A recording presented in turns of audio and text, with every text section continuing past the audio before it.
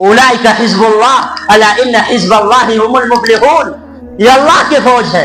جس طرح ایک حاکم کا ایک فوج ہوتا ہے جو اپنی سرحدوں کی حفاظت کرتا ہے، جو اپنے ملک کی حفاظت کرتا ہے، اسی طریقے سے مدارس کے اندر پڑھنے والے طلبہ بھی اللہ کے فوج ہیں جو اس دین کی حفاظت کر رہے ہیں۔ اس مدارس کے اندر ان بوریہ نشین جو ہے، یہ علماء جو ہیں، یہ بھی اللہ کے فوج ہیں جو قرآنی اور احادیث نبویہ کے علوم کو، تعلیمات کو زندہ کرنے میں لگے ہیں۔ اللہ نے فرمایا اولئک حزب اللہ الا ان حزب اللہ هم المفلحون، یہ اللہ کے فوج ہے، اللہ کے گروہ ہے۔ الا ان حزب اللہ هم المفلحون، لوگوں سن لو، یہ اللہ کے گروہ ہے، هم المفلحون، یہی کامیاب ہے۔